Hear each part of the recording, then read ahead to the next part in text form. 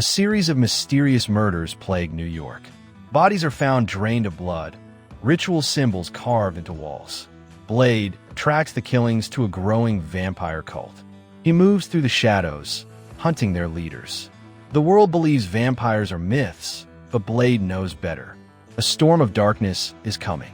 Ancient texts resurface among black market dealers. They speak of a blood moon that will awaken the blood god. The prophecy foretells vampires ruling Earth in eternal night. Blade steals the manuscript before it can be sold. But he realizes too late, the cult already knows the ritual. The countdown has begun. Blade remembers his mother's death at vampire hands. Her screams still haunt his dreams. His father's face is a mystery, his heritage a curse. Whistler's training echoes in his mind. Never show them fear. He sharpens his weapons in silence. For Blade, this war is personal. While investigating, Blade encounters Dr. Elsa Bloodstone. She's a monster hunter from Europe with her own vendetta. At first, they clash over methods, her science versus his instincts. But their shared goal makes them reluctant partners. Elsa brings knowledge of rituals and blood magic. Blade brings the fury of a Daywalker. The vampire cult infiltrates human society. Politicians, CEOs, and influencers secretly serve their masters. This isn't just an underworld, it's a shadow empire. Blade realizes the war isn't only in alleys and tombs. It's in boardrooms and government halls too. The enemy is already inside. Blade storms a vampire-run nightclub in Brooklyn. Pulsing lights hide fanged predators among the crowd. He cuts through them with sword and silver stakes. The fight is brutal, bloody, and relentless. But before he can kill the leader, they vanish in smoke. A message is left behind. The blood moon rises. Blade storms a vampire-run nightclub in Brooklyn. Pulsing lights hide fanged predators among the crowd. He cuts through them with sword and silver stakes. The fight is brutal, bloody, and relentless. But before he can kill the leader, they vanish in smoke. A message is left behind. The blood moon rises. Blade confronts Deacon Frost, resurrected in secret. Frost taunts him, reminding him of their last war. He claims the cult serves something far worse. A creature even vampires fear, the blood god Varney. Blade fights him savagely, but Frost escapes. This time, Frost holds the upper hand. Elsa pushes Blade to face his own nature. His half-human, half-vampire blood is the key. Nissa's runes respond to him in strange ways. Blade resents the idea. He refuses to be their weapon. But deep down, he fears she's right. The prophecy may depend on him. The cult unleashes armies of feral vampires. They swarm through New York's subways and sewers. Civilians vanish overnight, feeding the growing horde. Blade and Elsa fight street by street, tunnel by tunnel. Flamethrowers, UV grenades, and silver arrows light the dark. But the city is falling into chaos. A trusted ally within Blade's circle is revealed as a traitor. They've been feeding information to Frost all along.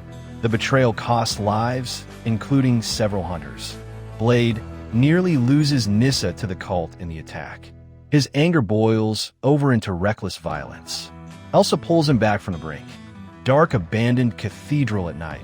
Hundreds of vampires in black robes chanting.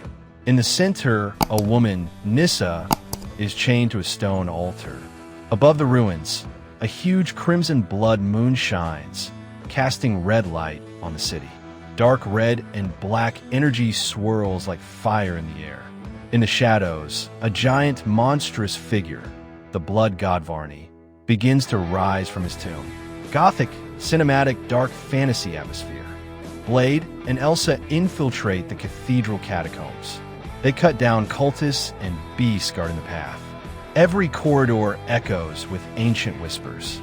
Blade feels his vampiric side pulling him closer to darkness. Elsa warns, "If you lose control, we all die."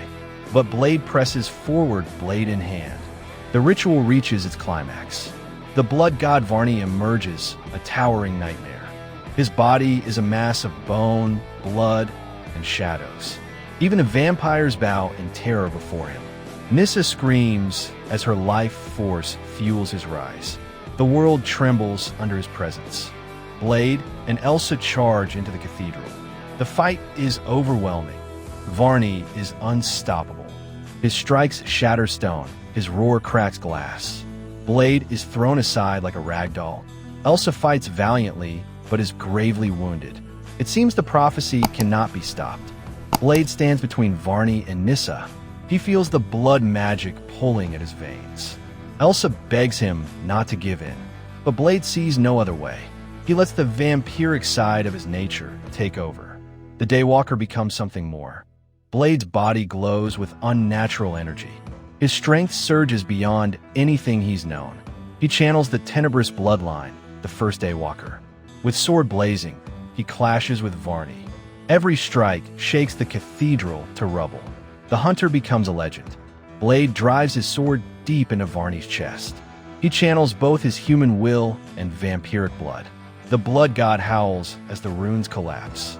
The ritual backfires, consuming the cult in flames. Varney is torn apart in a blinding explosion. The prophecy is broken. The cathedral collapses, burying the dead.